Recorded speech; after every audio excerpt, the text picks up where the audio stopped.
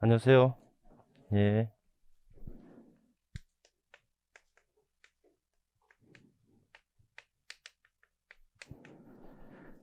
저는 이제 세무 사업을 하고 있고요.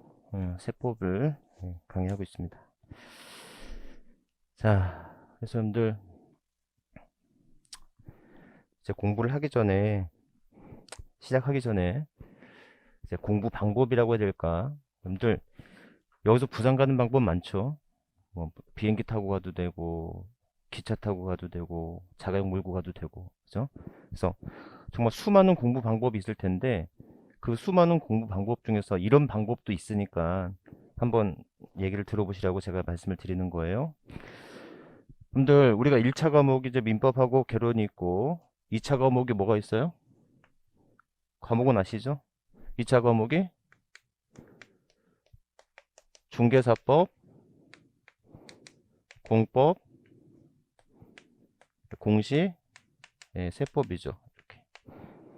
그래서 40, 40, 그다음에 24, 16 이렇게 문제가 되고 있지 않습니까? 그래서 우리가 담당하는 지금 공부하려고 하는 과목이 이제 세법이라고 하는 거죠. 세법이. 여러분들 이 세법이라는 과목이 계륵이에요, 계륵. 예. 먹자니 먹을 거 없고 버리자니 아깝고, 그렇죠? 이렇게. 그러니까 잘해도 16개 맞는. 제가 하고 싶은 말은 뭐냐면 공시나 세법이 전략적 과목이 돼서는 안 되겠죠.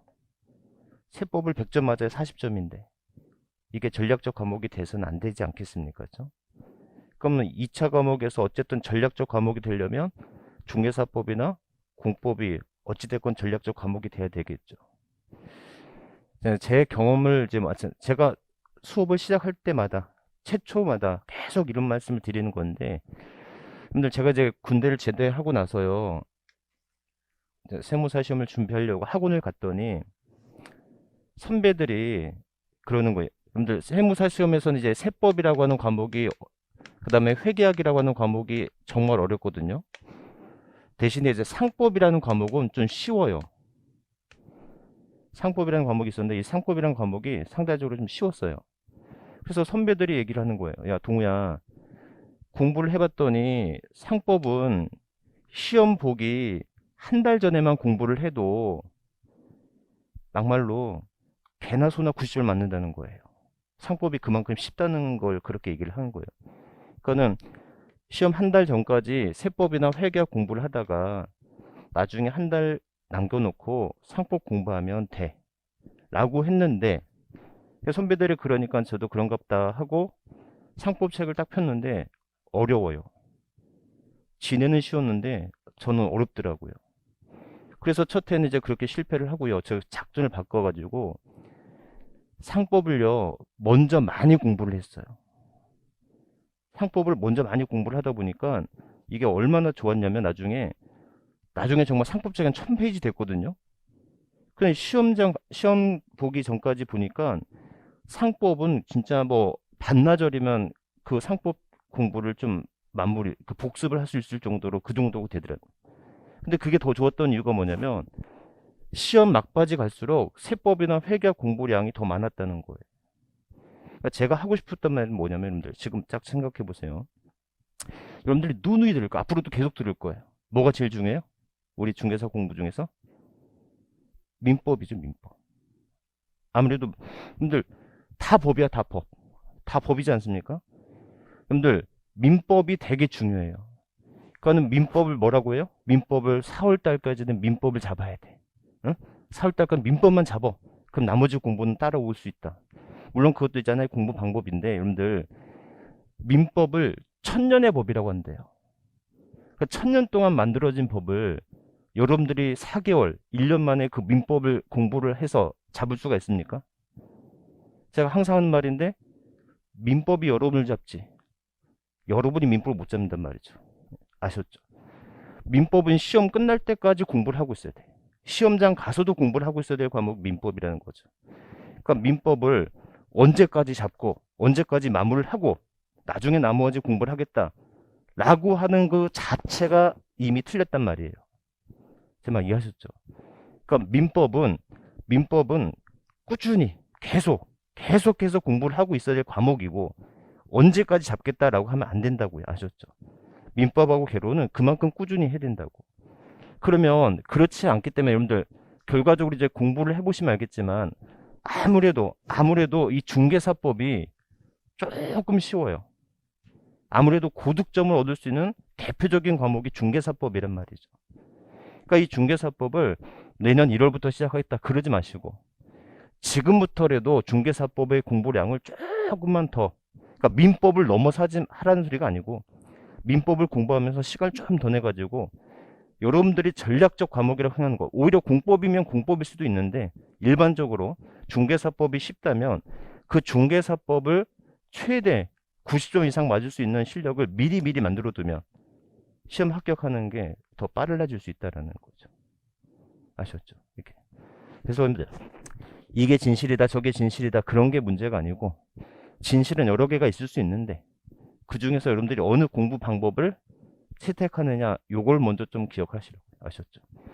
무조건 디립다 앉아가지고 공부 시간만 많이 이렇게 하는 것이 문제가 아니고 어떻게 공부를 해 나갈지 이런 것들을 어떻게 처음 공부하는데 그걸 알 수 있겠어요. 이제 공부를 하다 보면 이렇게 어느 방법을 정해야 되는데 그런 방법을 생각을 먼저 하고 계셔야 된다는 거죠. 아셨죠? 이렇게. 그래서 기본적으로 이제 공부할 때 이런 방법들이 있다. 그러니까 여러분들 어찌됐건 1차 과목을 하지 않는 것은 1차는 너무나 중요하지. 그죠? 그럼 어렵기도 하고 또 힘들기도 하고 너무나 중요한 과목이 1차 과목인데 1차 과목을 열심히 해야 된다. 이거 아무 의미 없지 않습니까? 어찌됐건 2차를 합격해야지 합격증을 받는 건데 그렇다면 결국 이 전략적 과목을 하나를 선택해가지고 여러분들 여기서 90점을 맞으면 얘가 40점 맞고요. 얘 60점 맞아도 점수가 남지 않습니까? 무슨 말인지 아셨죠? 이걸 다 60점 이상을 맞추려고 한다는 것 자체가 공부 방법이 조금은 그렇다는 거죠. 이게 어떤 대학원의 공부 방법이라면 대학원의 어떤 공부, 박사를 따기 위한 공부라면 그렇게 되겠지만 시험을 합격하기 위한 공부라고 한다면 전략과 전술이 있어야 된다는 거죠. 내 전략적 과목에서 몇 점을 얻는, 여기서 70점 받고 여기서 60점 받고 여기서 60점 받고 이렇게 합격하는 것도 하나의 방법이겠지만 이게 어떻게 효율적인 공부 방법일 수 있겠느냐라고 하는 것은 의문이라는 것이죠. 아셨죠? 여러분들 좀 잔인한 말인데 지렁이가 밟으면 왜 꿈틀거려요? 살려고요? 아파서요? 지렁이는 통점이 없대요. 아픔을 못 느낀답니다. 그러니까 지렁이가 왜 꿈틀거리냐면 꽉 안 밟아서 그래요. 지렁이를 밟으려면 어떻게 밟아야 돼요? 꽉 밟아야 된다고. 그러니까 여러분들이 전략적 과목이라고 생각하는 과목이 앞으로 생긴다면 그 과목은 정말 꽉 밟아놔야 돼. 문제가 어렵던 쉽던 간에 최소 80점 이상, 최소 80점 이상. 제 개인적으로 중개사법 80점 이상 맞고 떨어진 분을 못 봤다는 거죠. 아셨죠? 그래서 여러분들 공부하다 보면 저놈이 왜 저런 말 했는지 느껴요. 공부를 하다 보면 중개사법은 내 개념에 80점 이상은 충분히 맞을 것 같아. 근데 맨날 점수는 70점대야. 그럼 80점 맞을 수 있다라고 하는 자신감만 있을 뿐이지 80점 맞을 수 있는 공부를 하고 있지는 않더라는 거지. 정말 아셨죠? 그렇죠? 그래서 기본적으로 뭐 해라? 꼭 전략적 과목을 하나를 꼭 선택하고 지렁이가 꿈틀거리지 못할 정도로 꽉 밟아놔야지. 그게 내 전략적 과목이 되는 거다. 아셨죠? 그래서 여러분들 선배도 있고 또는 다른 강사분들도 있고 여러 공부 방법이 있을 텐데 반드시 여러분들이 공부 방법을 딱 반드시 정해서 어떤 전략과 전술을 가지고 공부를 할 수 있는 방법을 선택해야지. 무조건 디립다 앉아갖고 무조건 공부하겠다 이건 안 된다고 하셨죠. 그래서 그렇게 정도 보시면 될 것 같아요. 그러니까 여러분들 다시 한번 전략적 과목을 선택해가지고 미리미리 다시 한번 얘기하지만 여러분들이 민법을 4개월 안에 잡겠다 이거 안 된단 말이죠. 아셨죠? 항상 얘기하는데 민법이 이론을 잡지. 이렇게. 그래서 그런 것들도 기억하시면 돼요.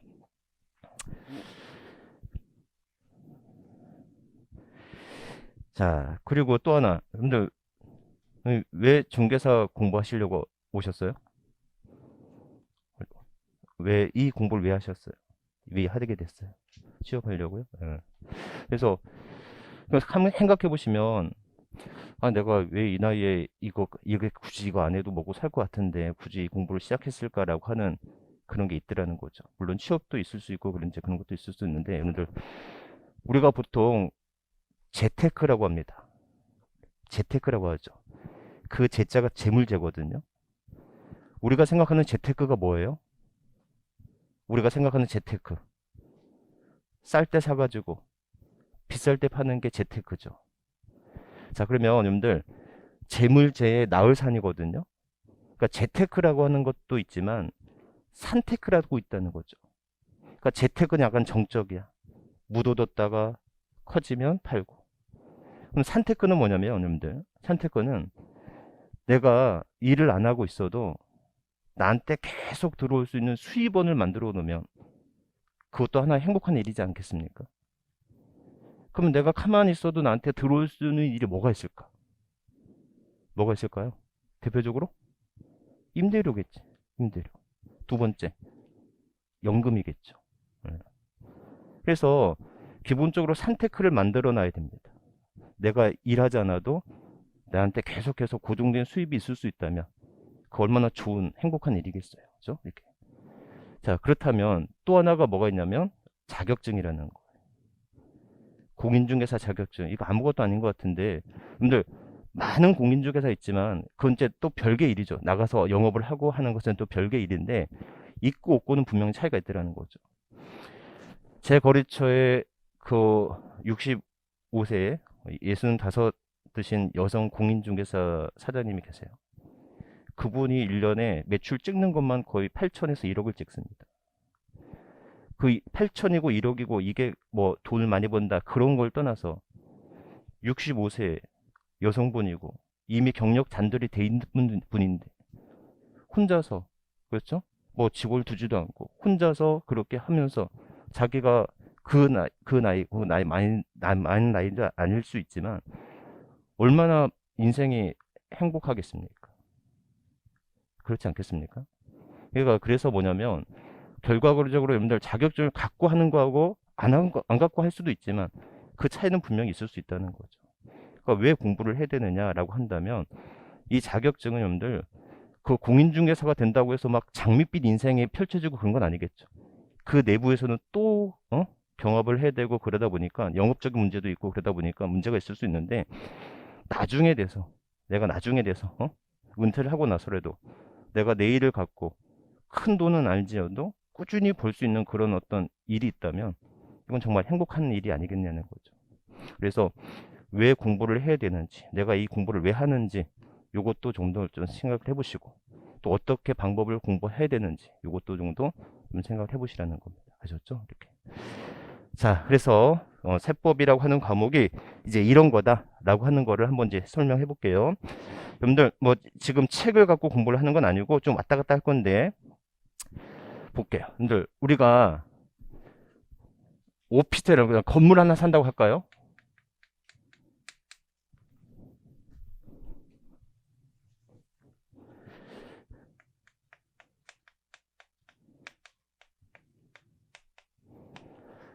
자, 건물을 취득해요. 그럼 뭐 내야 되죠? 건물을 취득하면 이제 뭐 낸다고 생각합니까? 취득세를 내죠. 자, 그러면 건물을 1억에 취득하면 뭐 해야 된다? 취득세를 내야 되겠죠. 얼마 내죠? 취득세를 내면 얼마 냅니까? 모르죠. 근데 그걸 이제 외우다는 거죠. 그거를. 응? 그래서 여러분들 잠깐 페이지 어떻게 잠깐 가시냐면 페이지 669페이지. 470페이지. 470페이지 보시면 농지, 주택, 외의것이라고 해서 1000분의 40이라고 돼 있죠. 예? 1000분의 40이에요. 그러니까 얼마에 사서? 1억에 샀으면 1000분의 40이죠. 이거 몇 프로예요? 4%입니다. 맞죠? 1000분의 40이니까 4%예요. 그러면 왜 100분의 4 안 했을까? 100분의 4도 4%고 1000분의 4도 4%잖아요. 근데 우리 지방세법에서는 1000분의 40 이런다고요. 그러니까 왜 그랬을까 봤더니 여러분들 저기 그 옆에 보면 바로 밑에 보면 상속으로 인한 취득은 농지 1000분의 23 이렇게 돼 있죠. 맞아요? 그러면들 법전에다가 1000분의 23 그러는 게 편하겠어요? 100분의 2.3 그러는 게 제 말 이해하셨어요? 그러니까 이게 편하게 하려고 한 거예요. 원래는 100분의 2.3 해도 돼요. 이거 2.3%. 1000분의 23 해도 2.3%잖아요. 그래서 지방세는 소수점 이하의 세율이 있기 때문에 분모를 1000분위로 쓰는 겁니다. 무슨 말인지 아셨죠? 이게 어디 가면 양도세, 국세 가면 그때는 세율이 100분의 얼마로 표시가 돼요. 그러니까는 기본적으로 자 1000분의 40 그러면 그냥 몇 프로다? 4%. 왜 100분위로 안 하고 1000분위로 했을까? 그래서 분자가 소수점 이하의 세율이 있을 수 있기 때문에 여기서는 그냥 1000분위로 쓰는 거다. 무슨 말인지 아셨죠? 이렇게. 그래서 1000분의 40 그래서 4%라고 이제 쓸게요. 이게 4%가 되면 이거 얼마가 된다? 1억에 400이 되는 거예요. 그러니까 1억짜리를 사면 400만 원에 대한 세금을 내는 거다라는 거. 아셨죠? 자, 그런데 이게 주택이다.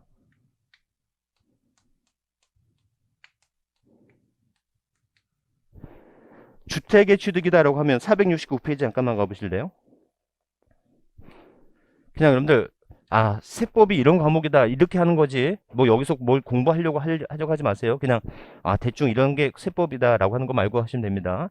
자, 주택의 취득은요 6억 이하는 몇 프로예요? 1000분의 10이니까 1% 맞죠? 6억 초과 몇 억 이하니까 9억 이하니까 2%. 9억 초과는 아이고 1에서 몇 프로예요? 3% 사이. 자, 좀 이따 설명할게요. 그 다음에 9억 초과는 3%죠. 자, 여러분들 이 취득세 4%라고 하는 세율이 큰 거예요? 작은 거예요? 클 수도 있고 작을 수도 있고 다 느끼겠지만 여러분들 그러면 여러분들 요즘에 부동산에 대한 어떤 그 주택에 대한 조세 정책이 정말 많이 바뀌었죠. 그 작년 세법 시험이 그러니까 올해 세법 시험이 최근 10년 중에서 제일 쉬웠어요. 정말로. 최근 10년간 시험 문제에서 올해 세법 시험이 가장 쉬웠었어요. 근데 그럴 수밖에 없는 게 어렵게 낼 수가 없는 게 작년에만 세법 개정이 몇 번 이뤘는지 아십니까? 주택에 대한 세법 내용만 3번 이상이 바뀌었어요. 그러니까 세법 문제를 어렵게 낼 수가 없는 거야. 세법 개정된 내용을 어떻게 그에 다 내겠어요. 어찌됐건 그래서 하는 말인데 올해가 세법 어려워질 거예요. 올해가 이제 이번 시험이 세법이 이제 어려워질 겁니다. 몇몇 나와서 다 정비가 돼가지고 그래서 이제 좀 더 자세하게 할 필요가 있을 수 있는데 어찌됐건 여러분들 부동산에 대한 조세는 거래세가 높아야 돼요, 보유세가 높아야 돼요. 응? 여러분들이 조세정책, 부동산에 대한 조세정책을 담당하는 실무관이야. 그러면 거래세를 높여야 되겠어요, 보유세를 높여야 되겠어요? 보유세가 높아야 돼요. 무슨 말인지 아셨죠? 이게. 그래서 기본적으로 문턱을 낮춰야 돼. 돈 없는 사람도 부동산을 사는 게 쉬울 수 있어야 돼. 그것이 조세 때문에 걸림거리가 되면 안 된다고. 그거는 부동산은 취득세는 낮춰야 되고 거래세는 낮춰야 되고 대신에 쓸데없이 많이 갖고 있는 거. 어떤 사람이 주택을 500채 이상 갖고 있다고 하지 않습니까? 그렇게 쓸데없이 많이 갖고 있는 사람한테는 보유세를 높여야 되는 거예요. 그래서 조세 정책은 거래세는 낮추고 보유세는 높이는 게 정상적인 또는 올바른 조세 정책이라 할 수 있어요. 근데 이제 우리나라가 지금 조금 아쉬운 게 뭐냐면 보유세는 높아지고 있어요. 이건 좋아. 그러면 물꼬를 좀 터줘야 될 필요가 있지 않습니까? 보유세가 비싸니까 양도세를 조금 낮춰준다든지 그래서 좀 팔 수 있도록 하는 정책이 필요할 텐데 그것이 조금 보유세도 높고 지금 양도세도 높고 그런 상태이다 보니까 그런 문제가 조금 없잖아 있긴 있습니다. 이게. 자, 그런데 이건 왜 그럴까? 이해하시겠죠? 이 4%라고 하는 세율이 생각보다 높은 세율이라고요. 10억 가진 사람한테 4%는 이 돈이건 저 돈이건 큰 문제가 아닌데 1억만 갖고 있는 사람한테 400만 원을 더 추가적으로 내라고 하는 것은 이거는 부담일 수 있다라는 것이지. 아셨죠? 그래서 실수요자 측면에서는 주택에 대해서만큼은 4%가 아니라 1%, 6억 이하는 1%, 9억 초과만 3% 이렇게 되는 거다. 자, 이거를 그림으로 그려보면 이런 거예요. 그림으로 그려보면 자, 얼마까지는요? 6억까지는 몇 프로였다? 1%였단 말이야. 그 다음에 몇 억 초과하는 것은? 9억 초과하는 것은 몇 프로예요? 3%예요. 이렇게 되는 거야. 아셨죠? 6억 이하는 몇 프로? 1%. 9억 추가되는 것은 3%예요. 옛날에는 6억 초과 9억 이하는 그냥 2%만 적용했었어. 이렇게. 옛날에는. 6억까지는 1%. 6억 초과 9억 이하는 2%. 9억 초과는 3% 이렇게 단계별로 했었다고요. 근데 이거 되게 합리적이고 형평성에 맞을 것 같죠? 6억까지는 1%. 6억 초과 9억 이하까지는 2%. 9억 초과는 3%. 이게 되게 합리적일 것 같은데 너무나 비합리적이야. 왜 비합리적이냐면 6억에 사면 1%인데 6억 100만 원에 사면 2%예요. 6억까지는 1%니까 600만 원만 내면 되는데 6억 초과 9억 이하는 2%였다면 6억 100만 원이면 1200만 원이 낸다는 거지, 세율이. 제 말 이해하셨죠? 네? 그래서 어떻게 돼요? 그게 불공평이구나.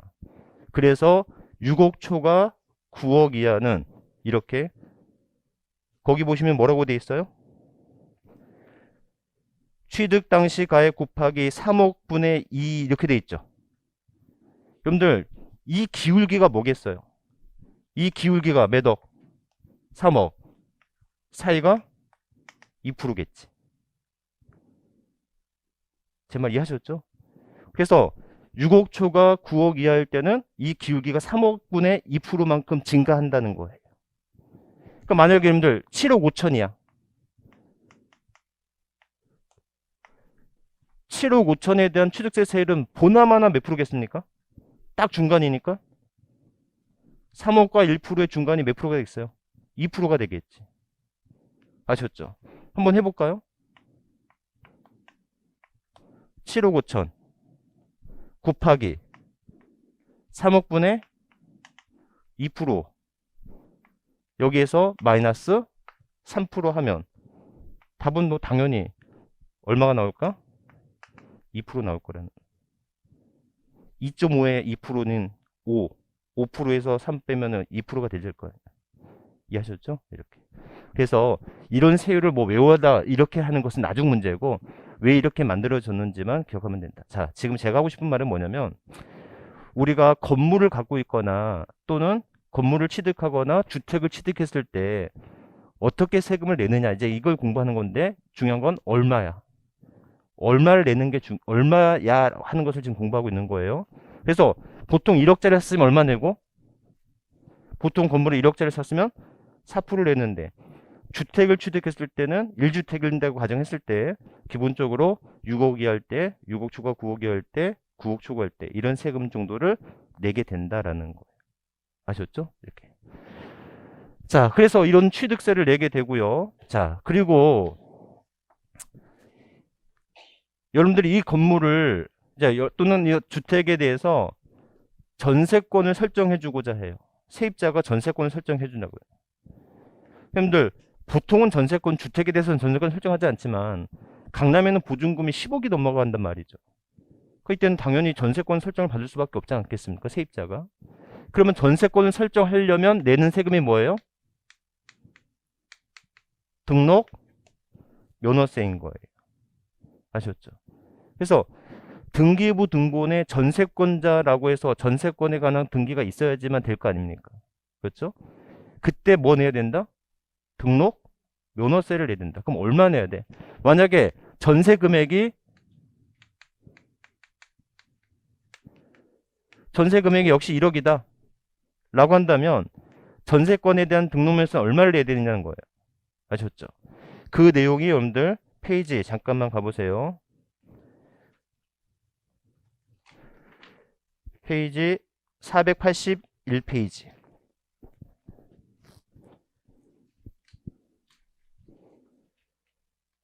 전세 금액이 얼마예요? 1000분의 거기 페이지 481페이지 보시면 박스 안에 전세권 있죠? 찾으셨어요? 전세 금액이 얼마예요? 1000분의 2. 1000분의 2가 얼마예요, 여러분들? 1000분의 2가 몇 프로? 0.2%인 거죠. 아셨죠? 그럼 이거 얼마입니까? 1억의 2%가 200이니까 1억의 0.2%는 20만 원이 되겠다. 그죠? 이 세금을 내는 거다라는 거예요. 등록면허세를. 이렇게. 전세권을 설정하거나, 이렇게. 아셨죠? 이렇게. 그래서 기본적으로 지상권을 설정한다. 지역권. 지역권, 지상권이 뭔지 모르겠지만 앞으로 이제 배울 거예요. 그래서 전세권을 설정하면 전세 금액의 0.2%, 1000분의 2만큼을 등록면허세로 내야지. 그러면 이때 전세권에 대한 설정은 누가 내느냐? 납세무자가 누굴 거냐? 세금을 누가 내야 되는 거지? 전세권 설정하면? 집주인이 낼까요? 세입자가 낼까요? 응? 누가 내지? 안 해봐서 모르겠죠. 그래서 전세권을 설정하게 되면 그 설정을 함으로써 수혜를 입는 자, 이익을 받는 자, 권리의 증대가 되는 자가 세금을 내면 되는 거예요. 그럼 전세권 설정하면 전세권자가 수혜를 입는 거예요? 집주인이 수혜를 입는 거예요? 세입자가 전세금에 대한 우선권을 갖게 되는 거잖아요. 그럼 누가 내면 돼요? 전세권자, 등기 권리자라고 합니다. 세입자가 내면 되는 거예요. 그 세입자가 얼마 내면 돼요? 20만 원을 내고 등기를 하게 되는 거예요. 이해하셨죠? 이게 등록면허세예요. 그리고 그 재산을 이제 보유하면 이제 무슨 세금 냅니까? 보유를 하게 되면 재산세를 내게 되는 거예요. 그럼 재산세는 얼마를 낼까? 재산세는 얼마를 낼까? 자, 여기서 이제 좀 중요한 개념이 나와요. 자, 여러분들 재산세도 한번 가볼까요? 재산세 가봤더니 여러분들 페이지 490페이지네.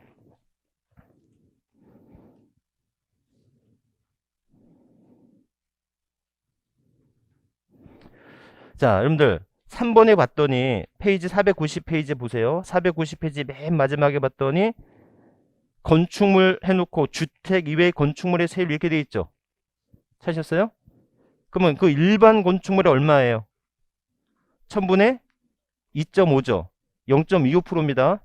그래서 여러분들 만약에 건물이 1억짜리라면 1억짜리 건물이라면 1억이 얼마예요? 0.25%가 되는 거죠. 아셨죠? 그럼 얼마 내는 거예요? 1억짜리면 25만 원 내는 거죠. 건물에 대해서는 25만 원 내는 거예요. 자, 그런데 여러분들 거기 주택에 대한 세율 가볼래요? 바로 옆에, 바로 옆에. 주택에 대한 세율 보이시죠? 예? 자, 그러면 6천만 원 이하는 1000분의 1. 6천만 원 초과 1억 5천만 원 이하일 때는 6만 원 플러스 6만 원 초과하는 금액에 1000분의 1.5 이렇게 돼 있죠. 사셨어요? 자, 그럼 여러분들 한번 볼까요? 만약 그러면 이게 주택이다. 1억짜리 주택이라면 어떻게 돼요? 6만 원이죠. 여러분들 6천만 원 이하는 1000분의 1이지 않습니까? 그러면 6천만 원 초과 1억 5천만 원 이하는 1000분의 6만 원 플러스 1000분의 1.5죠. 여러분들 왜 6만 원 플러스일까요? 왜 6만 원일까? 그렇지.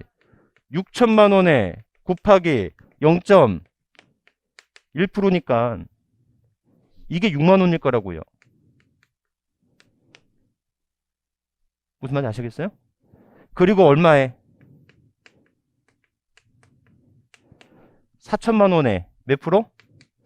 0.15%죠. 예? 자, 그러면 얼마예요, 이게? 4천만 원 일치면 이것도 6만 원이겠다. 맞아요? 자, 여러분들 여기서 너무나 중요한 개념이 나와요. 자, 얘는요. 2억이면 이거 보세요. 여러분들 너무나 중요한 산식인데 과세표준 곱하기 세율하면 이거를 뭐라고 한다? 산출세액이라고 해요. 근데 이 산식은 정말 죽을 때까지 잊으면 안 돼요. 과세표준 곱하기 세율하면 이걸 뭐라고 한다? 산출세액이라고 합니다. 자, 여기도 보세요. 과세표준 곱하기 세율하면 산출세액. 과세표준 곱하기 세율하면 산출세액. 아셨죠? 과세표준 곱하기 세율하면 산출세액이에요. 이해하셨죠? 자, 그러면 건물 같은 경우 1억이면 세율이 0.25%니까 얼마예요? 25만원. 그러면 과세표준이 2억이면 0.25%면 얼마겠어요? 50만원이겠죠. 아셨죠? 그러면들 우리는 이렇게 되는 세율을 뭐라고 하냐면 과세표준이 몇 배 뛰면 과세표준이 2배 뛰면 세금도 2배가 뛰고 있죠. 과세표준이 올라가면 당연히 세액이 올라가요. 근데 과세표준이 변동하는 비율과 세액이 변동하는 비율이 같아. 아셨죠? 과표가 올라가는 것만큼 세금도 똑같이 비례해. 이런 세율을 앞으로 우리는 뭐라고 하냐면 비례세율이라고 하는 거예요. 비례세율. 아셨죠? 과표가 2배 뛰면 세금도 2배 뛰고 과표가 3배 뛰면 세금도 3배 뛰어. 이런 세율을 무슨 세율? 비례세율이라는 거예요. 그런데 여러분들 얘는 봐봐요. 얘는 과세표준이, 자 다시 한번 과세표준 곱하기 뭐하면 세율하면 이걸 뭐라고 한다? 산출세액이라고 하죠. 그럼 여러분들 과세표준이 6천일 때요. 과세표준이 6천일 때 세율이 몇 프로 있으니까 0.1% 있으니까 이게 6만원이었지 않습니까? 맞죠? 근데 지금처럼 과세표준이 1억인데 세율은 6만원 플러스 0.15% 하니까 이렇게 하니까 얼마가 돼요? 12만원이 되죠. 정말 이해하셨어요? 여러분들 과표는 뭐 2배가 안 됐죠. 2배 안 되죠. 과표는 2배 미만 뭐 1.6배 정도 뛰었는데 과세표는 1.6배 정도 올랐는데 세금은 2배가 뛴 거 아닙니까? 아셨죠? 과세표준이 뛰면 세금이 올라가요. 과표가 올라가면 세금이 올라가요. 과세표준이 뛰면 세금이 올라가요. 그런데 세액의 비율이 더 커. 네? 이런 세율을 우리는 누진 세율이라고 하는 거다라는 거예요. 전기요금 누진제죠. 전기요금이 누진제라고요. 그러니까 내가 전기를 조금 쓰면 조금만큼 올라가는 게 아니고, 그렇죠? 전기요금이 누진제이기 때문에 어떻게 된다? 내가 쓰는 것 이상의 금액으로 부과가 된다라는 거예요. 이걸 우리는 무슨 세율? 누진 세율이라고 한다는 거예요. 지금 여러분들 겨울인데 여러분들 기억 안 나겠지만 옛날에요. 전기 히터 같은 거 광고할 때 뭐라고 나오냐면 이 전기 히터는 하루 종일 써도 한 달에 4천 이상 전기요금이 안 나온다. 이런 광고가 있었다고요.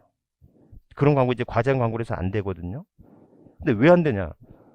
당연히 그것만 쓰면 4천 원밖에 안 나오겠지. 근데 집에서 그것만 씁니까? 냉장고도 돌려야 되지. 가스도 돌려야 되지. 그렇죠? 뭐 세탁기도 돌려야 되지. 기본적으로 쓰는 거에 그 전기 히터를 쓰면 4천만큼 더 나온다? 그게 되겠어요? 안 되겠어요? 안 되겠지. 그만큼 뭐가 더 늘어날 테니까. 누진제가 더 늘어날 테니까. 그런 세율을 무슨 세율을 한다? 누진세율이라고. 과표가 올라가는 것만큼 세금이 올라가는 거. 이런 세율을 무슨 세율? 똑같이 올라가는 거? 비례세율. 아셨죠? 그러면 기본적으로 과표가 올라가는 거 이상 세금이 더 비율이 더 커. 세액이 더 올라가. 이런 세율을 누진세율이라 한다라는 거예요. 아셨죠? 그래서 기본적으로 대부분의 지방세는 다 무슨 세율이다? 비례세율이야. 그런데 재산세의 주택에 대해서만큼은 누진 세율이 있더라라는 거예요. 아셨죠? 그러니까 이런 것들 우리가 배우고 나는 거예요. 그래서 만약에 이 금액이 일정 이상 주택의 금액이 6억을 초과하거나 6억을 초과할 때는 그 초과되는 부분에 대해서는 또 뭘 내게 되면 종부세를 내게 된다는 거예요. 종합부동산세라고 해서. 그러니까 이것이 보유에 대한 세금이에요. 재산세와 종합부동산세. 아셨죠? 그래서 종부세는 찾아보진 않을게요. 나중에 공부할 거니까. 그래서 보유세라고 하는 거는 뭐가 있다? 보유세라고 하는 것은 재산세가 보유세예요. 아셨죠? 또 하나의 보유세가 있다면 종부세도 보유세다라는 거예요. 아셨죠? 그래서 보유세는 크게 두 가지가 있는 거예요. 하나는 재산세, 또 하나는 종합부동산세가 이게 보유에 관련된 세금이다라는 거예요. 그러니까 재산세는 금액의 크기 없이 다 내는 거야. 금액의 크기 없이 다 내고 그 다음에 종부세는 일정 금액 초과되면 초과되는 부분에 대해서는 기본적으로 뭐 내야 된다? 종부세를 내게 된다. 아셨죠? 자, 그러니까 뭐냐면 여러분들 만약에 공시가격이 종부세가 이제 어떤 세금이냐면 이런 거예요. 만약에 여러분들 10억짜리를 갖고 있어요. 주택을 10억짜리를 갖고 있으면 무조건 뭐 내야 돼요? 무조건 처음에 무조건 무슨 세금 내야 돼요? 1차적으로 재산세를 내는 거라고요. 아셨죠? 그리고 그 금액이 얼마를 초과하면 공시가격이 6억을 초과하는 사람한테는 이 6억 초과분에 대해서는 뭐를 내야 돼요? 종부세를 내야 되는 거예요. 아셨죠? 그럼 여러분들 이거 딱 보자마자 무슨 생각나요? 딱 보면 어떤 생각나? 아니 그것보다도 10억짜리가 없구나 이게. 자, 딱 보면 이분들 재산세도 냈는데 뭐도 내야 돼? 종부세도 내야 된다면 이거 무슨 과세겠어요? 이중과세 문제가 있을 수 있잖아요. 그래서 종합부동산세 세율이 더 세기 때문에 아무래도 나중에 종부세를 낼 때는 6억 초과분에 대한 재산세는 공제를 해주게 되는 거예요. 정말 이해하셨어요? 그래서 여러분들 그래프를 그려보면 이거를 그래프로 표시해보면 이렇게 되는 거야. 그래 6억까지는 뭐 내? 재산세를 내. 6억 초과분에 대해서는 뭐를 내야 돼? 종부세를 내야 돼. 근데 절차상 6억까지는 재산세, 6억 초과분에서는 종부세 이렇게 낼 수는 없으니까 1차적으로는 재산세를 다 내고 6억 초과분에서는 종부세를 내되 6억 초과분에 대한 재산세만큼은 종부세 낼 때 빼줘. 그렇게 되는 게 종합부동산세 기본 개념이다라는 거예요. 아셨죠? 이제 이게 종합부동산세가 되는 거예요. 그리고 대망의 뭐가 돼야 돼요? 이제 팔아야죠. 이익을 실현해야 되지 않습니까? 아까 여러분들 제가 재테크하고 산테크 얘기를 했는데요. 산테크가 정말 행복한데요. 아무리 산테크를 해도 재테크는 못 따라갑니다. 금액 크기적인 측면에서. 아셨죠? 아니 집값이 1년에 막 3억이 뛰어버리는데 한 달에 얼마씩 들어야지 나가 3억을 벌 수 있는 겁니까? 이렇게 생각해보면 그러니까 산테크는 내 삶의 하나의 어떤 기본, 삶의 기본이라고 생각하는 것으로 산테크를 하나 만드시고 또 나름대로 재테크도 생각을 하셔야 되는 거죠. 아셨죠? 이렇게. 그래서 재테크만 생각하지 말고 산테크만 생각하지 말고 산테크는 기본을 깔고 산테크로 내 기본 생활 살면서 재테크는 내 자식들을 위해서 또 하는 것도 하는 방법이다. 아셨죠? 그래서 어찌됐건 이익을 실현시켜야 되잖아요. 그래서 이제 뭘 한다? 양도를 하게 되면 뭐가 생깁니까? 양도 소득이 생기겠죠. 그래서 세목 이름이 뭐예요? 양도 소득세. 우리 이걸 그냥 보통 양도세라고 합니다. 여러분들 양도세라는 세금은 없어요. 그냥 원칙이 양도 소득세인 거예요. 그러니까 우리는 그냥 편하게 양도세 그럴 뿐이지 원칙적인 명칭은 양도 소득세 이렇게 부르는 거예요. 아셨죠? 그래서 이 양도세 저거 1억에 샀던 것을 지금 뭐 5억에 팔았어요. 그럼 5억에서 얼마를 뺀? 1억을 뺀 양도가액에서 취득가액을 뺀 이런 양도 차익에 뭐를 곱해서? 세율을 곱해서 이걸 뭐라고 한다?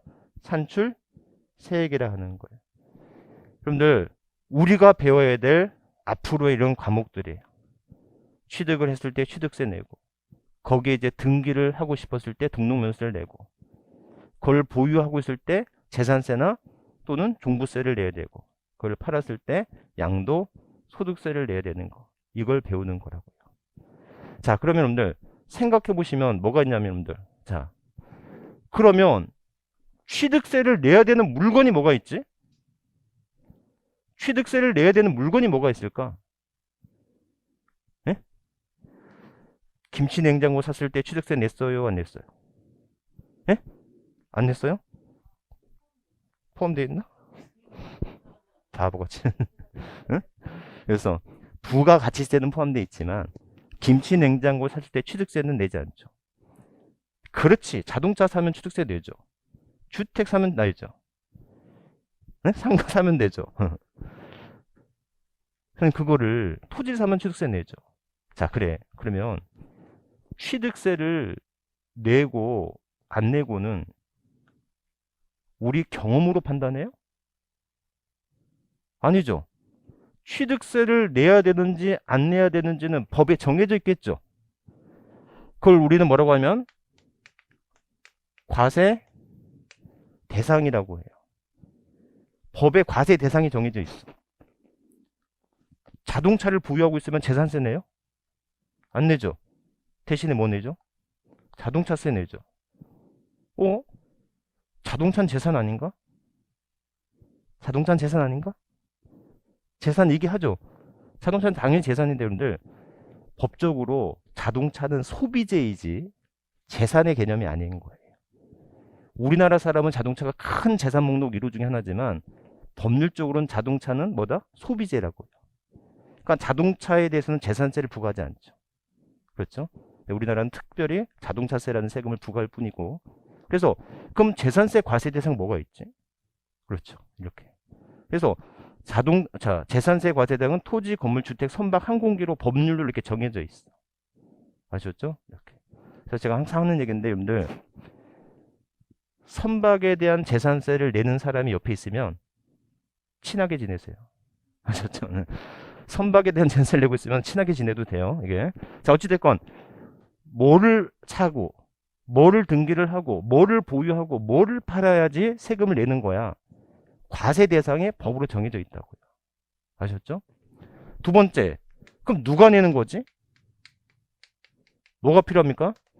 납세 의무자. 응? 그래서 여러분들, 내 건물에 임차인이 엘리베이터를 설치했대요. 그럼 엘리베이터가 설치가 되면 건물 가액이 증가하겠죠. 아셨죠? 옛날 이명박 전 대통령 그 중국집 얘기하십니까? 중국집 임차인이 이명박 대통령 건물에 증개수를 했어. 취득세까지 다 부담하면서. 그랬을 때 그러면 그 건물을 임차인이 개 보수를 했을 때 그 증가된 가액에서 추가로 취득세를 또 내야 되는데, 그거를 임차인이 내야 되는 건지 건물 주가 내야 되는 건지 누군가 정해줘야 될 거 아닙니까? 누가 납세무자가 될 거야. 이걸 정해야 되는 거. 아셨죠? 그 다음에 중요한 건 뭐가 얼마겠어요? 얼마 내야 돼. 그렇죠? 얼마야 계산하는 걸 뭐가 한다? 과세표준 곱하기 세율하면 이걸 뭐라고 한다? 산출세. 그러니까 뭐를 과세할 거고, 누가 납세를 져야 될 거고, 얼마를 내야 되는지 아셨죠? 이것을 과세 요건이라고 합니다. 이런 과세 요건은 법정주의예요. 과세 요건 법정주의야. 그러니까 여러분들이 경험에 의해서 세금을 내는 게 아니고요. 법에 정해진 대로 세금을 내는 거라고요. 아셨죠? 이렇게 과세 요건 법정주의.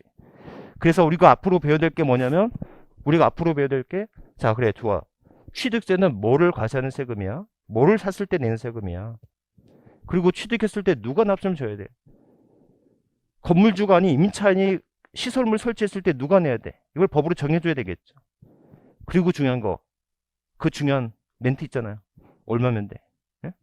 과세표준 곱하기 세율에서 세금을 내게 되고, 이제 추가적으로 언제까지 어떻게 내야 돼? 그럼 취득세를 취득했으면 취득일로부터 며칠 이내 내야 돼. 이런 것들을 우리가 이제 공부하는 거다. 근데 이 모든 것들이 우리의 경험이나 또는 그런 게 의해서 상식에서 내는 게 아니고 뭐에 의해서? 법에 의해서 정해줬단 말이에요.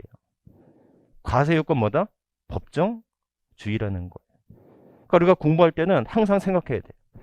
오늘 취득세를 배울 거야. 이게 중요한 게 아니고 취득세에서 과세 대상을 배웠는지 납세 의무자를 배웠는지 과세 표준을 배웠는지 세율을 배웠는지 아셨죠? 모든 세목이 취득세, 과세대상 납세의무자, 과세표준, 세율. 모든 책 순서가 그래요. 등록면세, 과세대상 납세의무자, 과세표준, 세율. 아셨죠? 재산세, 과세대상 납세의무자, 과세표준, 세율. 모든 공부가 이 네 가지로 함축이 돼요. 추가적으로 이제 부가와 징수. 언제까지 어떻게 내야 돼. 이런 것들을 우리가 공부하는 거다라는. 그래서 여러분들 세법은 이 네 가지 단어만, 이 네 가지 순서만 알고 있으면 공부 순서가 딱딱딱 정해진다니까. 이해하셨어요? 그래서 우리가 배워야 될 세목이 뭐예요? 취득세, 등록면허세, 재산세, 종부세, 양도세. 이 5가지 세목이잖아요. 여러분들 괄호가 5개고 세로가 뭐 여기 부가와 징수까지 해서 5개면 셀이 몇 개의 셀이 조건이 만들어져요? 25개 주제가 나온다고요. 아셨죠? 25개 주제 중에서 14문제가 시험 문제가 나와요. 달로 찍어도 나오겠죠.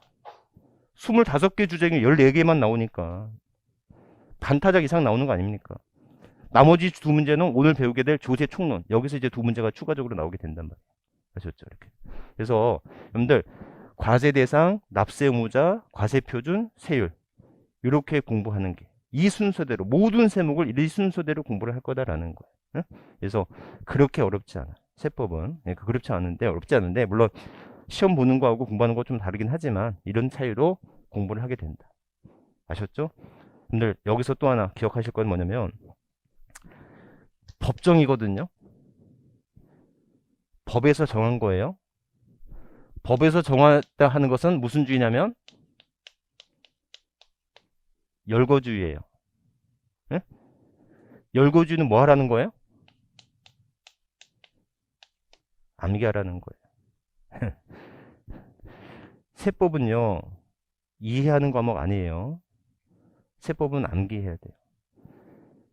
이해가 안 되는데 어떻게 암기가 되겠어요? 그런데요. 암기를 하다 보면 또 이해가 되는 경우도 있더라는 거예요.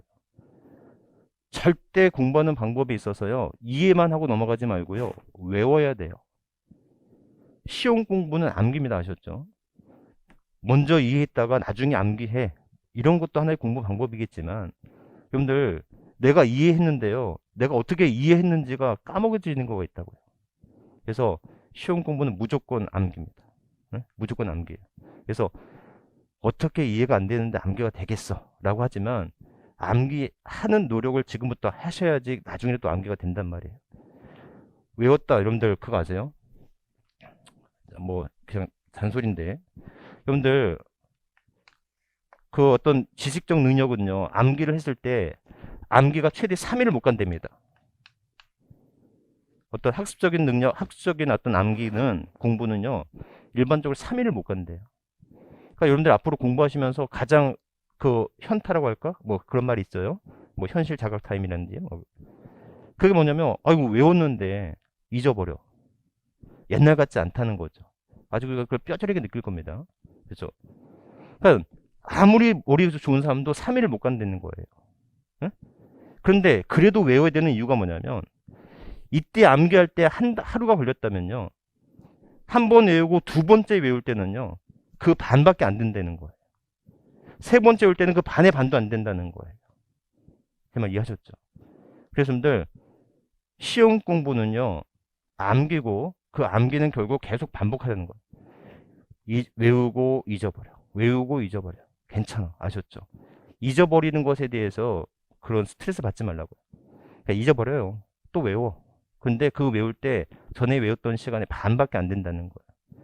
그러니까 외우고 잊어버리고 외우고 잊어버리고 외우고 잊어버리고 이것이 반복돼야 되는 거예요. 그래서 공부가 힘들어요. 모르는 걸 공부하는 거는 즐겁죠. 뭐 즐겁다기보다는 할만해. 내가 모르는 걸 배워야 되니까. 근데 내가 알았던 걸 까먹었을 때 그 까먹은 걸 다시 외우는 게 이게 좀 스트레스란 말이에요. 그게 더 힘든 공부란 말이죠. 아셨죠?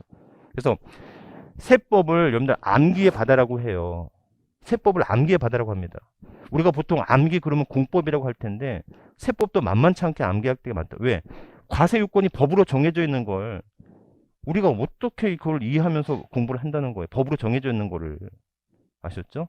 그래서 기본적으로 여러분들 뭐 세법 쟤는 뭐 암기 중심의 과목 공부 방법이야. 그렇게 생각하지 말고 시험 공부 자체가 암기가 안 되면 시험이 안 된다는 거죠. 여러분들 공부하시면 알겠지만 저분은 되게 공부도 잘하고 똑똑하고 그래. 근데 점수가 잘 안 나와.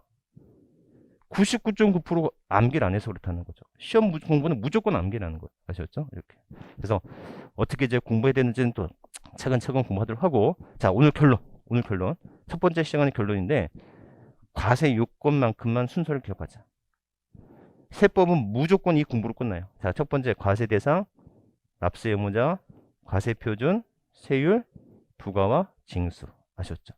무조건 이 순서대로 공부를 할 거다라는 거예요. 아셨죠? 네. 조금 쉬었다가 이렇게 나머지 할게요.